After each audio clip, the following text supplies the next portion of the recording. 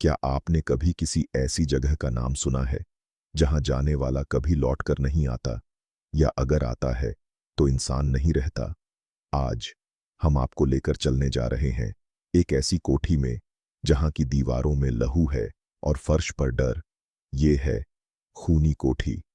दिल्ली के बाहर एक वीरान इलाका, जहां नेटवर्क नहीं मिलता और रात में कोई परिंदा भी पर नहीं मारता।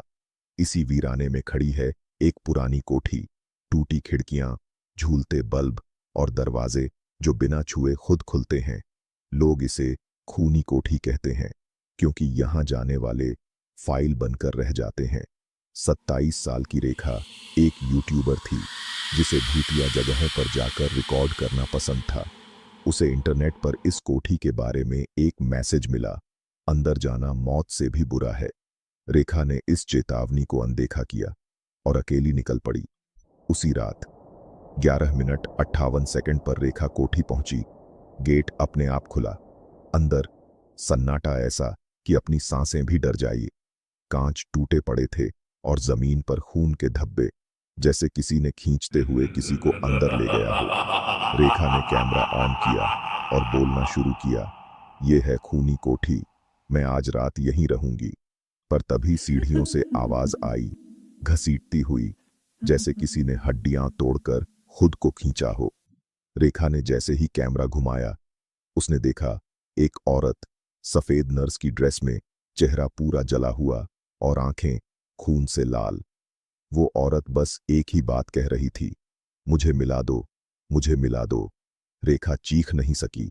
उसका शरीर जैसे सुन्न हो गया। उसके हाथ में एक ब्लेड आ गया, पुराना, जंग लगा हुआ।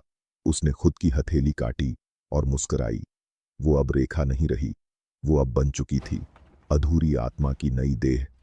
अगर आप अब तक इस कहानी में टिके हुए हैं तो एक बात तो साफ है, आप डर को जीते हैं, भागते नहीं। तो चलिए एक छोटा सा डर और दे ही देता हूं। अगर आपको ये स्टोरी पसंद आई है तो चैनल को जरूर सब्सक्राइब कीजिए। स्टोरी टाइम टू डॉट, जो जहां हर दिन मिलती है आपको एक नई डरावनी कहानी, शॉर्ट्स और ऑडियो फॉर्मेट में, जो आपको सिहरन और सस्पेंस दोनों देती है। हर रात एक नई दहशत। 1947 में एक नर्स थी, सावित्री देवी। हॉस्पिटल में उसने 27 मरीजों को जिंदा काट दिया था। हर शरीर के टुकड़े को अपनी डायरी में लिखा, हर कट से मैं और जिंदा होती हूं, और आखिरी पन्ने पर लिखा, एक और चाहिए, आखिरी।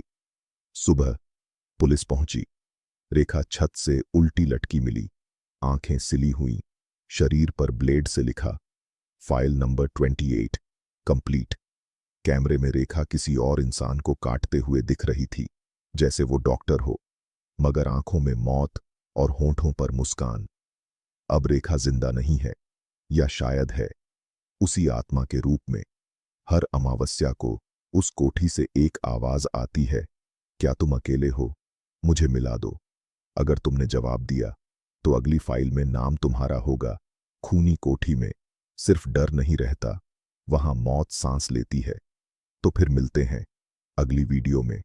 तब तक के लिए जय हिंद, जय भारत।